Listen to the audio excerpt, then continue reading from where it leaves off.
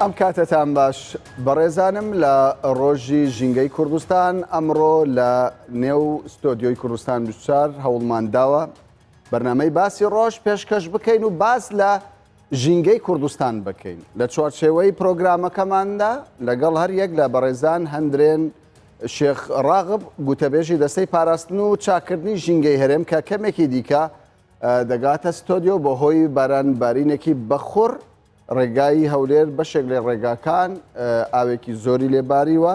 دواکەوتووە لە کاتی خۆی. لە سلێمانیەوەش دیار شێخ غەریب بەڕێوەبەری فەرمانگەی ژینگەی سلێمانی میوانمانە. بەڕێز دیار سڵاوت لێبێت بەخێر بیت بۆ باسی ڕۆژ. زۆر قسە لەسەر ژینگەی کوردستان دەکرێت بەشێک دەڵێت ژینگەی کوردستان لە دۆخێکی مەترسیدایە بەشێک دەڵێت نەخێر حاڵەتێکی ئاساییە دۆخی ژینگەی کوردستان و بۆ چوونی جیاواز هەیە سەبارەت بەم پرسە. ئێوە بە شێوەکی گشتی و بە شێوەکی تایبەتیش لەسەر ژینگەی سلێمانی تێڕوانینتان چییە؟ لە ڕاستیە کاتێک کە ئەتەوێت قسە لەسەر بارودۆخی ژینگە بکەی پێویستە کەسانی ئەکادیمی و ئەو کەسانەی کە بە داتا و زانیاری قسە ئەکەن گویان لێ بگیرێن، نەک ئەو کەسانێک کە ئەیانەوێ بەڕاستی بەس بازار بۆ وتەکانی خۆیان پەیدا بکەن. لە ڕاستیدا من نامەوێت بەیانی بەو شێوەی کە ئەوترێ بازار پەیداکردن، بەڵکو ئەمەوێت ئەوە بڵێم ینی ئەیانەوێت قسەکانی خۆیان ڕەغبەت پێ بدەن.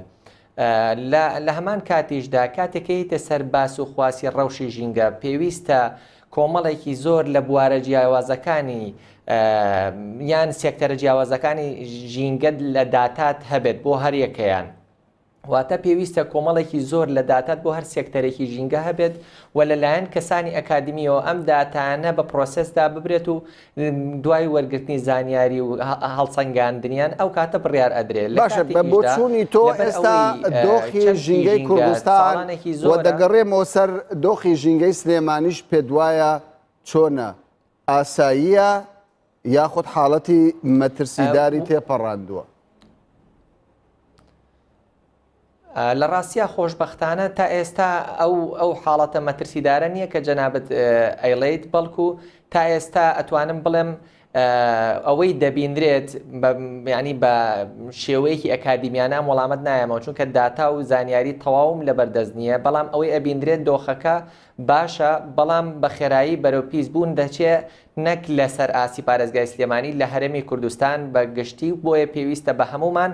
دەستی خێرمان لە پاراستنی ژینگە و پاراستنیدا هەبێت. باشە من ناڵێم ینی ئەمە قسەی من نییە کە بڵێم دۆخی ژینگەی هەرێمی کوردستان لە مەترسیدایە، بەڵام بەشێک لە پسپۆران باسی لێوە دەکەن. باشە سەبارەت بە هۆکارەکانی پیسبوونی ژینگە باس دەوە دەکرێت کە هۆکارەکان ڕۆژ لە دوای ڕۆژ لە زێدەبووندایە، هۆکارەکانی ئۆتۆمبیل، کارگەکان، پاڵاوتگە نەوتیەکان و بە تایبەت مۆلیدە ئەهلیەکان کە ئێستا لە گەڕەکەکانی نێو هەرێمی کوردستانن. تۆ لەم بارەیەوە چی دەڵێیت؟ بێگومان هەموو ئەو سێکتەرانەی کە بەڕێزت باست کرد بە دڵنیاییەوە هۆکارێکی سەرەکین بۆ پیسبوونی ژینگەی هەرێمی کوردستان و پارێزگای سلێمانیش بە هەمان شێوە، بەڵام ئەوەی جێگەی خۆشحاڵیە ئەمڕۆ بەڕێز پارێزگاری سلێمانی ڕایگەیاند کە زۆربەی ئەو پاڵێوگانەی نایاساین لەسەر ئاسی پارێزگای سلێمانی داخراون، ئەوانەشی کە ماون ئەوانن کە پێویستە ڕێنمایە ژینگەیەکانیان بە تەواوی بەسەردا جێبەجێ بکرێ، ئەگەر نا ئەوانیش دادەخرێن. باشە ئەوانیش دادەخرێن. ینی من دەمەوێت بزانم لە کوردستاندا کۆمەڵێک ڕێکخراو هەن، دەستەی ژینگە پارێزی هەن و بە شێوەک لە شێوەکان ینی کاریگەریان هەیە، ینی حکوومەت بایەخیان پێدەدات. ئەو هەموو ڕێکخراو و دەستانەکە هەن، ینی چ گۆڕانکاریەکیان لە دۆخی ژینگەی کوردستان دروست کردووە؟ زۆر جار باس دەوە دەکرێت ینی کاریگەرێکی ئەو تۆیان نییە لە دەرکردنی یاساکان، لە ڕێنمایی، لە ڕیکلام بۆ ئەوەی هاوڵاتیان هۆشیار بکرێنەوە، لە فشار خستنە سەر حکوومەت بۆ ئەوەی کار بکات. ئیتر ئەو سەرچاوانی کە دەبێتە هۆکاری پیسبوونی ژینگەی کوردستان ئەو سەرچاوانە دابخات. تۆ دەڵێی چی؟ لە ڕاستیە با جیاوازیەک بکەین لە نێوان دەستەی پاراستن و چاکردنی ژینگە لەگەڵ ڕێکخراوەکان. دەستەی پاراستن و چاکردنی ژینگە وەکو هەر وەزارەتێکی کەی سەر بە ئەنجومەنی وەزیران دەستەیەکی با بڵێن دامەزراوەیەکی حکومی و ڕێکخراوەکان ڕێکخراوی ناحکومین ئەوانەی زیاتر کە قسە لەسەر ڕەوشی ژینگە دەکەن و ئەوانە بە هەردوو لا ئەتوانم بڵم کاریگەریەکی بەرچاو هەبوو ئەگەر بەڕێزت ئەمڕۆ بەوردی ئاگاداری ئەو هەموو چالاکیە بیت کە لە سنووری پارێزگای سلێمانیدا بەڕێوە چووە بەڕاستی جێگای خۆشحاڵی دەبێت چیتان کردووە بەڕێز چیتان کردووە تاوەکو ئێستا چەند سەرچاوەتان داخستووە کە بوونەتە هۆکاری پیسبوونی ژینگە؟ ئەوە نمونەیەک کە پێشتر پێم وتی وتم پاڵاوگەی نایاساییەکان هەمووی داخراون لە ساڵی ڕابردووشتا توانیمانە 5 پرۆژەدا بخەین کە هۆکار بە بڕیاری ئێوەوە داخراونەوە لەو شوێنەی کە پێویست بۆ بەڵێ بە بڕیاری ئێوەوە داخراون بەهۆی ناڕەزایی ئێوەوە داخراون بەهۆی بڕیاری فەرمانگەی ژینگە پارێزی سلێمانی داخراون؟ ئێمە جیهەتێکی حکومین ئێمە ناڕەزایەتی نییە ئێمە پێویستە تەنفیزی بکەین بەڵێ لەلایەن ئێمەوە داخراونتیانە بۆ بە کاتی بۆ تیانە بۆ پێویستی بە گواستنەوە بۆ شوێنەکەی لە ڕووی ژینگەیە و گونجاو نەبووە بەڵێ لەلایەن دەستەی پاراستن و چاکردنی ژینگە و بە تایبەتی فەرمانگەی ژینگەی پارێزگای سلێمانیەوە بوو. باشە سەبارەت بە پیسبوونی ژینگە یعنی ئەو کەسەی هەڵدەستێت بە پیسکردنی ژینگە پێتان وایە ئەمە تاوانێک دەکا یاخود حاڵەتێکی ئاساییە؟ عفو ویستم یەک ڕوونکردنەوە لەسەر وتەکانی پێشووترم بن ئەوەی پەیوەستە بە پاڵاوگەکان کە داخراوە لیژنەیەکی تایبەت و ئەنجومەنی وەزیران بڕیاری لەسەر دەرکردووە کە لەسەر ئاستی پارێزگای سلێمانی لیژنەیەکی ورتر لەو لیژنە تایبەتی کە ئەنجومەنی وەزیران ڕایسپاردووە ئەو پاڵاوگانەی داخستووە بەڵام بۆ ئەوەی بەڕێستان کە ئاماژەت پێکرد بەڕاستی پرسیارەکەم ئەگەر بۆ دووبارەکەیتەوە سپاس دەکەم. من باس لەوە دەکەم هەر کەسێک کە ینی هەوڵ دەدات یاخود ژینگە پیس دەکات لە کوردستاندا ئەم کارەی دەچێتە چوارچێوەی تاوانکاری یاخود حاڵەتێکی ئاسایی. بە پێی مادەی 3 لە یاسای 8 ساڵی 2008 بەوازحی ئاماژەی پێکردووە هەر کەسێک مافی هەیە لە ژینگەیەکی خاوێندا ژیان بکە و ئەرکی سەرشانی هەمووانیشە کار بۆ پاراستنی ئەو ژینگەیە بکەن. واتە بە پێی یاسا هەر کەسێک ببێتە هۆی شێواندن یان گۆڕینی پێکاتە سروشتیەکەی ژینگە تاوانێک بەرامبەر بە ژینگە و بەرامبەر ئەو مافە سەرەتایی کە هەر تاکێکی ئەم نیشتیمانە هەیەی دەیکات. باشە پێت وایە چاوپۆشی کردن لە سزادانی ئەو کەسانی کە ژینگەی کوردستان پیس دەکەن ئەمەش تاوانە؟ چاوپۆشیکردن لە تاوان هاوبەشیە لە تاواندا بەڵێ. باشە کاکەندرێن بەخێر بیت با باس دەوە بکەین ینی من پرسیارێکم لە کاک دیار کرد وەڵامێکی تەواوم دەست نەکەوت زۆر قسە لەسەر ئەوە دەکرێت کە هەندێک جار دەگوترێت ژینگەی کوردستان لە مەترسیدایە هەندێکیش دەڵێن نەخێر حاڵەتێکی ئاساییە وەکو هاوشێوەی زۆربەی وڵاتانی دنیا و ژینگەی وڵاتان بەڕاست ژینگەی کوردستان لە چ دۆخێکدایە ئێستا؟ ژینگەی جیهان لە مەترسیدایە ئێمە بەشێک لەو جیهانەی بەو ناڕاستە خۆی ئەمە لە مەترسیداین کە ئەڵێن ژینگەی کوردستان لە مەترسیدایە بۆوە ئەڵێن ئێمە لە ژینگەی کوردستان لە دەستەی ژینگە لە شتێک زۆر نیگەرانی ئەمە چەندەمین جارە دووبارەیەکەینەوە ئەو هۆکارانەی کە ژینگەی کوردستان پیس ئەکەن خراپی ئەکەن خێراترن لەو هۆکارانەی کە ژینگەی کوردستان پاک ڕائەگرن و ئەی پارێزن ئێمە دەبێت استراتیژێکمان هەبێ لەمە دووە ئەمە هاوکەشەیە پێچەوانە بکەینەوە. استراتیژ هەبووە لە ڕابردوو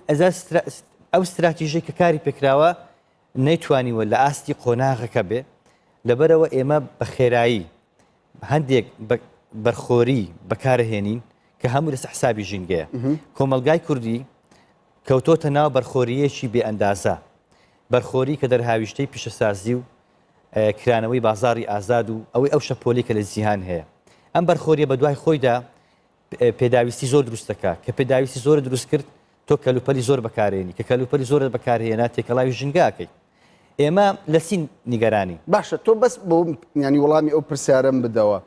ئێوە وەکو پارێزەرانی ژینگە لە ئەرک و کارەکانی دەستەی پاراستنی ژینگەی کوردستان بە شێوەکی گشتی ئەوەی سەر بە حکوومەتە ئەوەی لە دەرەوەی حکوومەتە لە ڕابردوودا ڕازیت بەڕاست پێ دوایە ینی بەباشی ئەرکەکان جێبەجێ کراون بۆ پاراستنی ژینگەی کوردستان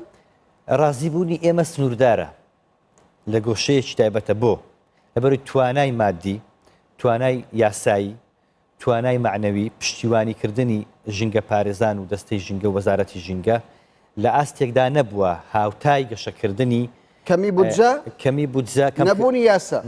جێبەجێ نەکردنی یاسا ئێمە وەزارەت بووین کراینەوە بەدەستە ناونیشان زۆر لای ئێمە گرنگ نییە ئەگە با فەرمانگەیەک بین گرنگەوێ بەڵام تۆ ئەبێ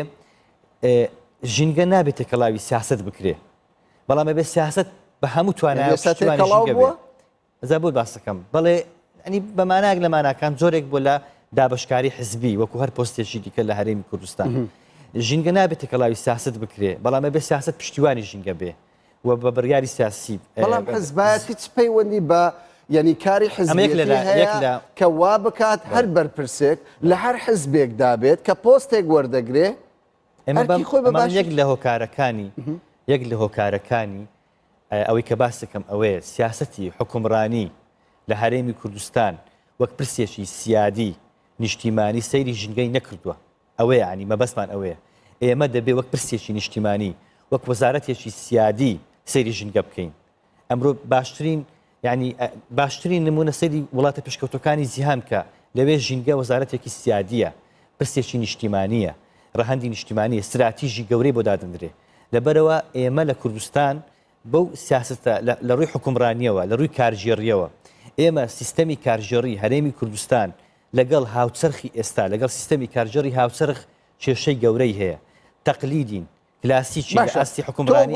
گۆڕانکاری هەیە تۆ ژینگە ئەبێ بێتە ئاستی وەزارەتی ناوخۆ بێتە ئاستی وەزارەتی سامانە سروشتەکان گوتەبێژی دەستەی پاراستن و چاکردنی ژینگەی هەرێمی کوردستانی دەڵێ ئەم پرسە نەبووتە پرسێکی جددی لەلایەن حکوومەتی هەرێمی کوردستانەوە ئەمڕۆژ حکوومەت باز دەوە دەکات دەڵێ داواتان لێ دەکەم یعنی داوا لە گشت خەڵک دەکات خۆیان بە خاوەنی ژینگە بزانن ئەمە چۆنم ئاخر ژینگە شەڕێک نیە لە پێناوی سیاست لە پێناوی ئازادی لە پێناوی ڕزگاری ژینگە بریتە مانەوە لە پێناو ژیان پرسی تاکە پرسی خێزانە ئێستا کەم تەرخەمیەکە لە تاکە یان لە حکوومەتە لە هەموو لا کەم تەرخەمی هەیە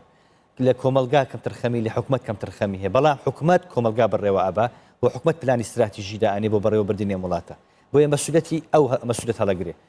ئێمە کە ئەڵێن پرسی بە ئۆپۆزیسیۆنە پرسی دەسەڵاتە پرسی ئەحزابی سیاسیە پرسی کۆمەلگای مەدەنیە پرسی خێزانە پرسی تاکە پرسی سیستەمی پەروەردەیە ئەبێ لە باخسی ساوایانەوە ژینگە ببێتە پرۆگرام بۆی کەلتوری ژینگەواتە دەبێت لە دەستپێکەوە دەست پێ بکەین بەڕێز هەندرێن دەچینە لای میوانەکەم لە سلێمانی کاک دیار ئێستا قسە لەسەر مادەی نایلۆن دەکرێت دەگوترێت مادەی نایلۆن ئەوەندەی زیان بە ژینگە دەدات وەکو هیچ مادەیەکی تر نییە کەچی لە کوردستان مادەی نایلۆن قاپی سەفەری و سفرە ئیتر دەیان تەن نایلۆنە وڵاتان دێنە هەرێمی کوردستان ئێوە لەم بارەیەوە چیتان کردووە و بە نیازن لە داهاتوودا چی بکەن بۆی ئەم پاش ماوەیە پیسە تێکەڵ بە ژینگەی کوردستان نەبێت بەڵێ لە ڕاستیە هەر مادەیەکی تر کە پێکاتەیەکی کیمیایی هەبێ هەمان کاریگەری نایلۆنی هەیە ئەگەر ڕێژەکەی بەو ڕێژە زۆرەی کە نایلۆن هەیە هەبێت لە ژینگەدا بەڵام تایبەت بە نایلۆن ئەتوانم پێت بڵێن با بە شێوەیە کە بڵێن پلاستیک پێی دەوترێ ئەو درمەی کە مرۆڤایەتی توش بووە و چارەسەرکردنی ئەستەمە واتە ئەمە هەموو سەرزەوی گرتوتەوە و تەنها لە کوردستان نییە بەڵام ئێمە دەکرێت پلانێکی استراتیژیمان هەبێت لە ئێستادا ئەوەندەی ئاگادار بەم دەستەی پاراستن و چاکردنی ژینگە پرۆپۆزەڵێکی هەیە بۆ ئەوەی بۆ نمونان لە عەلاگەوە دەست پێ بکرێت کە استراتیژی بۆ داڕشتووە و عەلاگە بۆ نمونە بەو شێوە فریەی کە ئێستا هەیە لە بەردەستدایە و خەڵک بە ئارەزوی خۆی بەکاری ئێنە و ئەی کاتم خاشاک بەو شێوەیە نەبێت و بە جۆرێک بێت کە نرخێکی ئەگەر کەمیش بێت لەسەریدا بندرێت تاکو بتوانرێت ئەو ڕێژەیە کەم بکرێتەوە کە ئێستا هەیە. ئەوانەی تریش کە پەیوەندی بە مەوادە یەکجار بەکار هاتووەکانی پلاستیکەوە هەیە پێویستە استراتیژی هاوشێوەمان بۆی هەبێت و کاری جدی لەسەر بکەین و لە هەمان کاتیشدا ئەم کارە تەنها ئەبێ ئەو بزانین کە بە حکومت ناکرێت پرسە ژینگەیەکان نەک هەر پرسی پلاستیک پرسیەکە کە پێویستی بە هەماهەنگی نێوان حکوومەتی و هاوڵاتی هەیە و پێویستە هاوڵاتیانش هێندەی حکومت لە بۆ مافەی خۆیانەوە ماندوو ببن. باشە یەکێک لە چارەسەرکردنی ئەو گرفتە ئەوەیە هۆشیارکردنەوەی خەڵکی کوردستانە تاکەکانی کۆمەڵگەیە. زۆر زار گلەی لەوە دەکرێت کە ینی بەرپرسان لەو کەرتەدا چه ئەوانەی لە حکوومەتن چه ئەوانەشی لە دەرەوەی حکوومەتن تاوەکو ئێستا نەیانتوانیوە ئەو مەترسیە گەورانەی کە لەسەر ژینگە دروست دەبێت لەسەر تەندروستی خودی مرۆڤ دروست دەبێت بگەینن بە هاوڵاتی. کاک کامەران پێویستە ئێمە لەوە تێ بگەین کە ئێمە نابێت لە ڕووی ژینگەییەوە خۆمان مقارنە بکەم بە وڵاتانی ئەوروپا لەبەر ئەوەی کێشە ژینگەیەکان لەسەر ئاستی ئەوروپا بۆن منەگەر بەریتانیا وەربگرین وەکو پێشتر ئاماژەم پێیاوە لە چەندین شوێنی ترە لە ساڵی 50کانە کاریسە ژینگەی ڕووییا و لە شارێکی وەکو لەندەنە 2000 بۆ 4000 هاوڵاتی بەهۆی کۆبوونەوەی دووکەڵەوە ئەخنکێن لە ساڵی 1970 کۆنگرەی نێودەوڵەتی ژینگەیی ئەبەسرێت. ئەمە لە کاتێکدا یەکەم یاسا لەسەر ئاسی هەرێمی کوردستان لە ساڵی 2010دا دەرەچێت و یەکەم چەمکی ژینگەش با بڵێنیانی یەکەم یاسا کە ئەوەی دەی ئاگادار بن لەسەر ئاسی عراقیش لە ساڵی 2005 لە دەستورا باس کراوە. ناکرێت ئێمە 10 ساڵی تەمەن مقارنە بکەین بە 70-80 ساڵ تەمەنی ئەوروپا کە ئەوان چەندێک لە پێش ئێمەون. ئێمە لە بەرامبەر ئەو 10 ساڵی کە لە بەردەممانە بووە بەڕاستی توانیمانە بە هەماهەنگی لەگەڵ ڕێکخراوە ناحکومیەکان و بەسپاسە و بۆیان توانیمانە ئاستی هۆشیاری لە ناو کۆمەلگایە بگەێنینە ئاستێکی باش بەس ئەوەی کە ئێمەی نیگەران کردووە هۆشیاری نییە گوێپێنەدانی هاوڵاتیانە لەبەرەوەی هەمومان ئەزانین بۆ نمونە ئەگەر لە کۆڵانێکە لە خاشاکی ماڵەکەی خۆم بسووتێنم یان تایەک بسووتێنم ئەزانم دووکەڵەکەی چێتە ماڵی دراوسێ و بێزاری ئەکات بەڵام لە هەمان کاتیشدا گوێپێنادەهانەکەمان هەندێک جار ئەوەندە زاڵە بەسەر هۆشیاریەکەمانە کە گوێ پێنادەین و هەمان کار ئەنجامەدەین کە ئەشزانین تاوانێکە بەرامبەر هاوڵاتیانی. ئەگەر نسبەی پیسی ژینگەی کوردستان بەراورد بکەین لە نێوان شارەکان کامە شار پاکترە لە کامە شار ژینگەکەی خراپترە لە شارەکەی تر؟ لە ڕاستیە کە یینە سەر ئەوەی کامە شار پاکترە لە کامە شار ئەمە پرسیارێکی زۆر قورسە کە پێشتر لێت چونکە تۆ پێشتر لێت پرسییم ئایا پارێزگای سلێمانی یان شارەکانی تر پیس بوون بۆ ئەم پرسە بۆ پرسی پاکێتی و پیسێتی پێویستە کۆمەڵێکی زۆر لەسەر داتامان لە بۆ پارامترە جیاوازەکەواتە تاکو ئێستا ئەو زانیاریە نییە لە هەرێمی کوردستان کاو سەنگاندنێک بۆ پیسی و پاکی ژینگەی شارەکانی کردبێت. با ڕوونکردنەوەیەک لەسەرەوە بەڵام داتایەکی بەرچاو کە لە لامان بێ ئەو راپۆرتەی ئەم ساڵە کە لە لایەن ڕێکخراوی گرین پیسەوە بڵاوکرایەوە ئەڵێ شاری هەولێر بۆ گازی NO2 یەکێکە لە 50 پیسترین شارەکانی جیهان. بەڵێ زۆر سپاس کاک دیار ئاماژەی بە شاری سلێمانی و دهۆک نەداوە لەو بارەیەوە. باش زۆر سپاس کاک دیار دەگەڕێمەوە لای کاک هەندرێن. کاک هەندرێن تۆ باس دەوە کردکە ینی پێویستیمان بە بودجەیەکە تاوەکو ژینگەی کوردستان بە باشی بپارێزرێت. زۆر زار لە مامەڵەی ینی مامەڵەی دام و دەستگاکانی حکوومەت ڕێژێک پارە بە ناوی ژینگە لە وڵاتی دەسێنرێ. ینی ئەم پارەیە ناچێتە ینی فەرمانگەکەی ئێوە دەستەکەی ئێوە هەموو ئەو پارانەی بە ناوی ژینگە وەرەگیرێ لە شۆفێران لە ئەوەی کە باس کرد هاوڵاتیە ماگەمانین و ناتو لە ئێمە ینی پەیوەندیدار ناتو لە ئێمە باشە پەیوەندی بێمەوە ئەمە وەزارەتی ناوخۆ و ئەنجومەنی وەزیران ئەتوانن وەڵام دەنەوە. باشە سەبارەت بە چارەسەر چی بکەین بۆ ئەوەی ژینگەی کوردستان لە ئاستێکی باشدا بێت؟ کاک کامران ئەگەر ڕێگام بدەیت لە دقیقەیە کاندشی بباسکەم لە هەرێمی کوردستان 1,700,000 ئۆتۆمبیل هەیە بێ لە ئۆتۆمبیلی دەستگا ئەمینەکان وەزارەتی پێشمەرگە کە لەبەر حاڵەتی ئەمنی تۆمار نەکراوە بەپێی ئەو ئامار و داتانەی ئێمە و دەداچوونی ئێمە لە شەو ڕۆژێکدا 7 ملیۆن لیتر بنزین ئەسووتێنرێ نزیکەی 5,000 مۆلیدە هەیە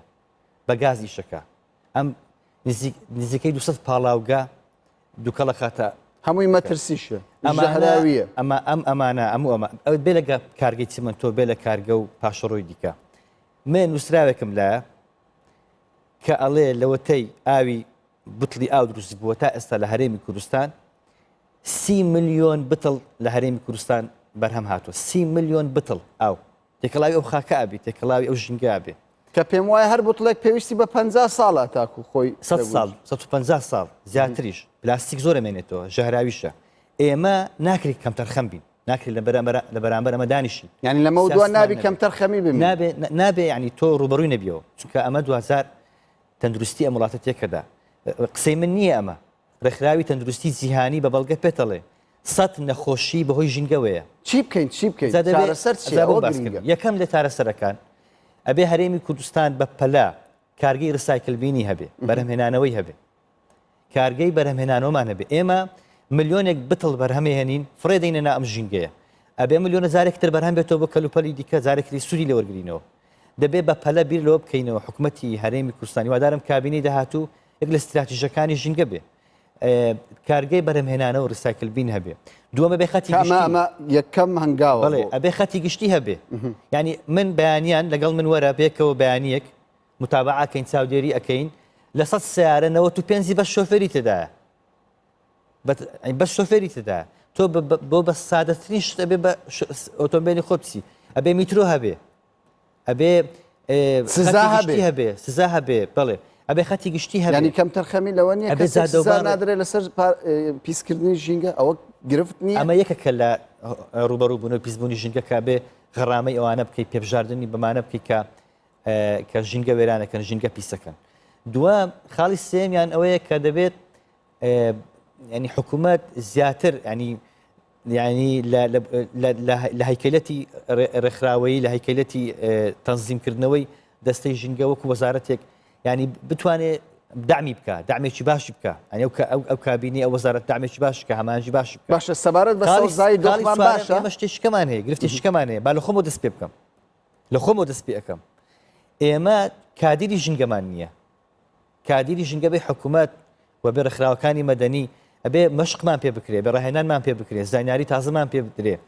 ینی مەشق و ڕاهێنانی ژینگەی ئەو کەسانی ئەو کارە دەکەن پسپۆڕەتیان کەمە زۆربەی ڕێکخراوەکانی کۆمەڵی مەدەنی جگە لە نیشتیمان پەروەری جگە لە خۆشەویستان بۆ ئەم وڵاتە ینی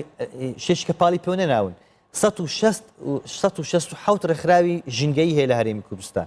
پێویستە مەشقیان پێ بکرێ پێویستە ئاستی زانستی لە ڕووی ژینگەوە بەرز بکرێت و زانیاری تازان پێ بدرێت فەرمانبەرانی ئێمەشەوە مەش قوڕاهێنان و کادیری تازە هەیە کەوایە دەرەقەت بین بۆ ئیشکردن لەسەر ڕووبەرەگشتەکانی ڕێگەسەکانی ژینگە باشە کەوایە ئەرکی داهاتوی حکوومەتی هەرێمی کوردستان قڕز دەبێت بۆ پاراستن و سەلامەتی